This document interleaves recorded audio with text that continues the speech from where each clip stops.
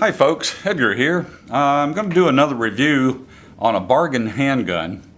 And the reason why I'm doing this one is I got so much grief from folks, well I shouldn't say grief, but a lot of people commented and wrote me about the fact that I didn't include the High Point. The High Point is a very inexpensive handgun, easily found throughout the United States. And when you're talking about a handgun that is, in most cases, well under $200. The review I'm going to do is actually of the High Point's sort of ugly stepbrother. This is called a Stallard JS 9mm. It's sort of a precursor to the High Point. They are very, very similar, except that you'll find with the grip on the Stallard, it's a single stack, very narrow. It only carries a few rounds for the size of the 9mm that it is. And there's some other minor functionality issues. The general design, though, is exactly the same. A quick comment on the Stallard and the later High Points. They are very rugged. They're also remarkably heavy. This gun, I couldn't find the stats on it to tell me exactly how heavy it is, so I put it on a scale, and it weighed 3.5 pounds. 3.5 pounds is a heavy handgun. After you have done a range visit and given your shoulders a pretty good workout, you can do a few curls and you're finished up for the day. You don't have to go to Gold's Gym anymore. It is thick. It is all metal. This is an all metal frame. Of course, this has got a relatively narrow grip, so the smaller hands like mine fit fine. Just to show you, yes, it is empty. It's got a fixed barrel like the Walthers and the Makarovs. So you would expect that it would actually be a fairly accurate weapon if it turns out to be fairly functional. The release on this one, unlike the High Points, is one of those old European looking styles where you do it in the bottom, pull it out. And unfortunately, these magazines are not exactly the same as the High Points. You notice when you see the High Points, they have that clunky end on the bottom of the things, and they're not the same size. Apparently the folks who make the High Points can get them, so if you get in touch with them you can get replacement magazines for these things. Takedown on this and on the High Points is a bit of a pain. What you end up having to do, and I'm not going to do the full takedown on this, but what you end up having to do is you rack it all the way back and lock it. Then when you'll see in here, there's a pin back in here that you have to pop out, and getting to that pin can be a pain.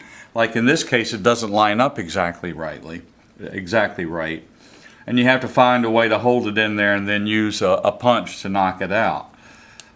In most of the High Points, you'll find that you can get to the pin after you locked it, knock it out, you'll release it, and then you just take it and lift it off just like you would a Walther or a Makarov or something like that. It is a pain. However, they're so ruggedly constructed that you probably don't have to do it a whole lot. You do an occasional cleaning, and that's about the extent of it. So I took this thing out. No, by the way, it's not a handgun I'm going to be keeping for any length of time. My old shoulders can't take the kind of weight that this thing carries. But I did take it out to the range, and I put 50 rounds through it. Felt recoil. That's an interesting one. You don't actually feel recoil. What you feel is the slide, which is so heavy, you feel the slide move back and your hand rocks with the weight of the slide. The recoil of the bullet is almost non-existent with the weight of this thing. So you go rock as the slide goes back and forth. It's kind of disconcerting, but you can get used to it pretty quickly. The sights, well, that front sight is marginal at best. The rear sights are a little better than marginal at best. It points okay for such a klutziness. And here was the shocker. I was nailing the target with it. I almost couldn't miss. The thing just shot extremely well. And that's even with what is really a pretty gritty trigger. This is not a smooth trigger. It's full of grit. You know, it's hard, actually. It's got a clack to it. Now I suspect that over time, if I were to shoot it a fair amount, that trigger would smooth out somewhat. Because this gun is, I got this almost unshot. The fellow that sold it to me said his father bought it. He put about 10 rounds through it. Then he went out and did about 10 rounds, and that was it. And having taken it apart and looked at it, that looks like that's true. So it's essentially a new handgun, and I do believe that trigger would wear in. You guys who have the high points, let me know if the triggers seem to wear in or not. That would be my guess. Anyway, I guess the thing I would say about this weapon or the high points is, yeah, they're a heck of a bargain. I did 50 rounds through this and I didn't have a single problem. I did reloads, I did some cheap ammo, everything fed fine. No failures to feed, just no feed problems whatsoever. Everything went bang.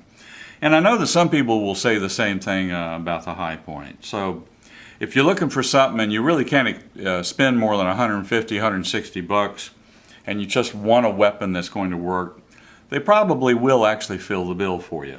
I'm not going to be keeping this one myself, but I can attest to the fact that when I do sell it, I'll be able to let the guy know that, it's actually an okay weapon. Anyway, this is Edgar. Let me think. Excuse me. Let me know what you think.